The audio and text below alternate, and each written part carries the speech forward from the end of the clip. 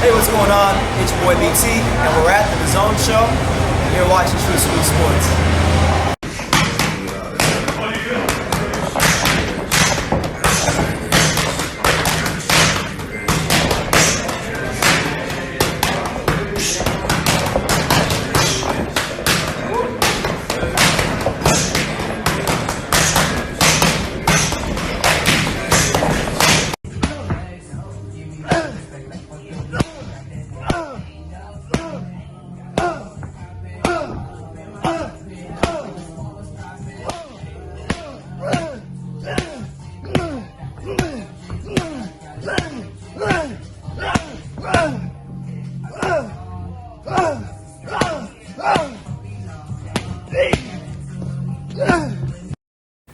Hey, what's going on? It's your boy BT, and I came here to talk some boxing with the thousands of True School Sports subscribers. Now, let's talk about that super middleweight division right now.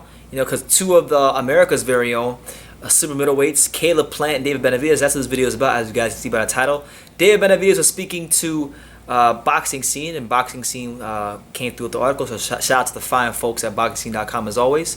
And been providing us boxing fans with great content over the years, so massive respect to Boxing Scene. David Benavidez said simply, straight away, he said simply, Caleb Plant is overrated and the weakest champ at 160. So let's see, let's read his quotes verbatim, and then let's dissect from there. He said, I quote, Caleb Plant, I think definitely. There's not a lot of overrated I can think of other than Caleb Plant. I feel like if you just look at him, he's not the biggest puncher. I feel like he gasses out after 6 rounds. Saunders has a lot of experience. Smith has a lot of experience. They look like they hit hard. They look like they hit harder than Caleb Plant. So he's the weakest champion out of the bunch. I would unify with Caleb Plant because I feel like it's the most personal fight there is at super middleweight. So I feel like that would be the best fight there is. Yeah, I believe he wants to fight me. I believe he thinks he can beat me. But in reality, it's not going to happen. And as many of us know, Caleb Plant's most recent fight was against Vincent Feigenboots in Tennessee in February, back on the 15th. You know, he looked good against Vincent Feigenboots and beat him pretty soundly. Benavidez was scheduled to fight this month against Romero Angulo, and I think that was going to be an extremely tough fight for him. I'm not even sure he would have won that fight. You know, Angulo was coming off a good win against Anthony Sims Jr., and he's got a crazy great gas tank, and I've seen lesser fighters than Romero Angulo give Benavidez some serious problems in the past. But let's talk about this match between Caleb Plant and David Benavidez, because this is actually one that I've been talking about a lot amongst friends and people that I know in the sport of boxing. In fact, funny enough, guys, just to tell you a bit of a funny story, there's this chick that I met at the Roma Gonzalez fight, this photographer girl, Mexican girl. She's nice. We were talking about boxing because she thinks she knows about boxing, and she was trying to tell me that Caleb Plant is trash, and she was trying to tell me that, you know, David Benavidez has fought so much better opposition than Caleb Plant. I'm like, they both fought they both fought Rogelio Medina, they both fought Porky Medina, and then she was like, oh well, who had a better performance against Porky Medina? And I was like, Caleb Plant. He didn't even lose 5 seconds of that fight to Porky Medina. As to where with David Benavidez, you know, he's sitting there training with him, and yeah, he got a stoppage, but Caleb Plant didn't lose very much of that fight at all. And I've been seeing this narrative in people. People have been saying like the stock on Caleb Plant, the perception on Caleb Plant right now has been a bit low because of the whole Canelo thing. People have been penalizing him for how he handled the whole Canelo situation, because he said that he didn't want to take the Canelo fight because he wanted the ample amount of time to train, which I don't think is bad. If he feels that he needed more time to train, and he needed 8-9 weeks to train after he just came out off of a fight against Vincent Feigenboots, then that's his prerogative. He's a fighter. It's his prerogative, you know. We've seen Canelo before try to catch fighters after a fight like, you know, he did with Kovalev. And fighters do take a lot of wear and tear on the body. Whether the fight they're in is easy or not, every fighter takes wear and tear on the body from training camp. You see what I'm saying? So people are hating on him for that.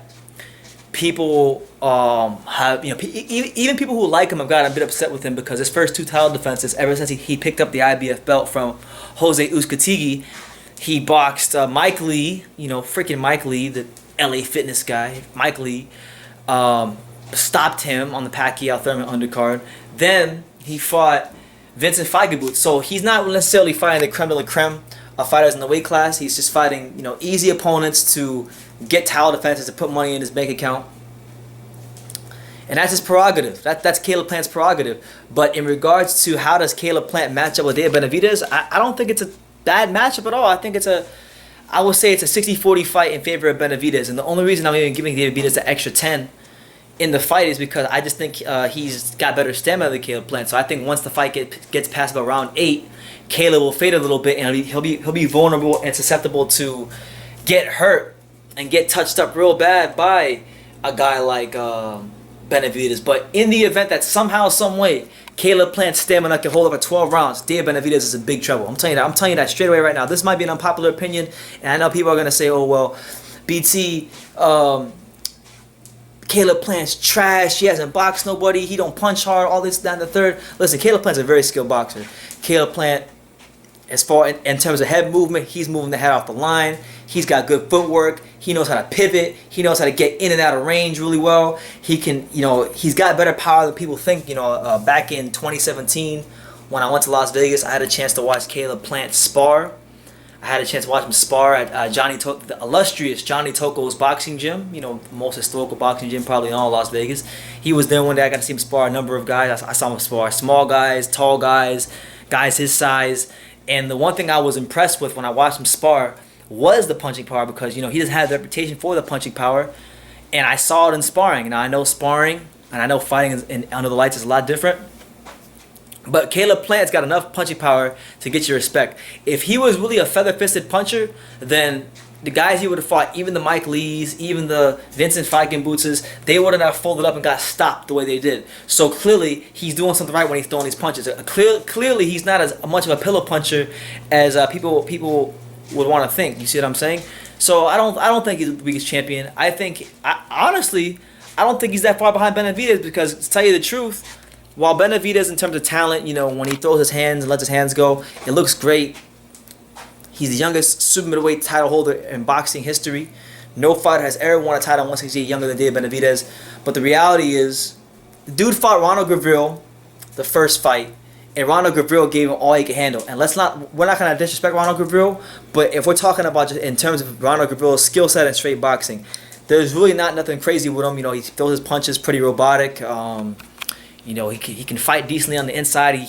The best thing about Ronald Gavril has nothing to do with his skill set. It's more the fact that he just behaves like a fighter, and he's somewhat durable. So he's able to handle, and he was able to give Benavidez serious problems. So much so that they had to do a rematch, because if Benavidez was that much better than Ronald Gavril, they wouldn't have had to do a rematch.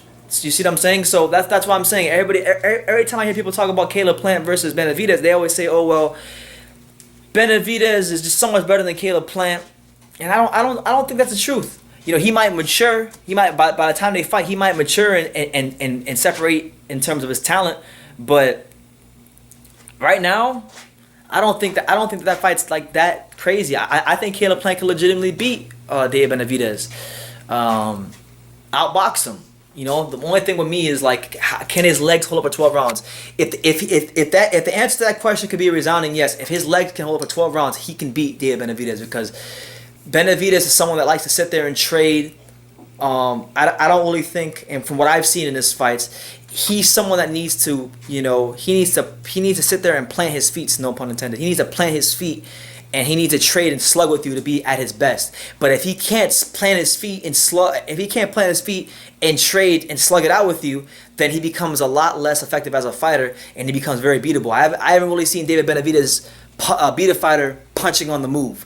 As far as him being able to punch on the move and outbox a fighter at mid-range, off the back foot, things like that, I haven't really seen these things from David Benavidez. Not to say that he can't do these things, because he hasn't had to show these things too much in his career as of yet.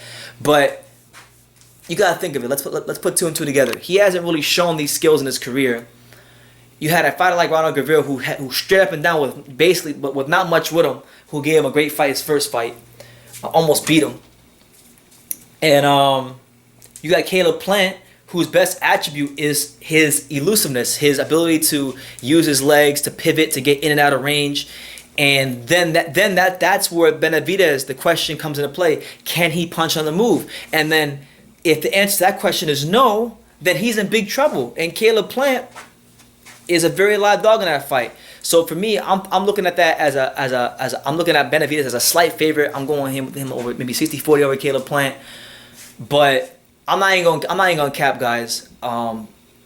I'm getting really sick of how people are disrespecting Caleb Plant. The guy's gone through a whole ton of shit just to get to where he's at to become champion. And people want to disrespect and slag him off. And I get it. Like, I'm not going to sit here and defend his resume right now, because his resume, in terms of the guys he's defended his titles against, is not good at all. It's not good at all. It's trash. Feigen Boots and Mike Lee are whatever. You know, if he wants to get a couple title defenses under his belt, get some money for himself, that's his prerogative. We're not going to pay his bills when he's out the fight game. But like, his next fight now that he's fought Mike Lee and the Feigen Boots of the world, he's got to fight somebody of note. So whether it's unification, great. Whether it's a guy like Daniel Jacobs or a John Ryder, that's great. But it's got to be somebody of respectability and quality in the super middleweight division.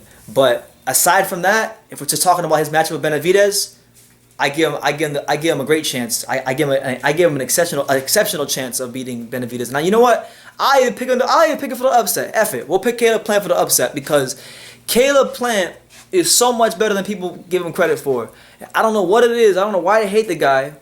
I don't know why everybody just writes him off. But if you just look at everything from a straight boxing standpoint, Benavidez yet in his career has yet to prove that he can punch, that he can beat a fighter punching on the move.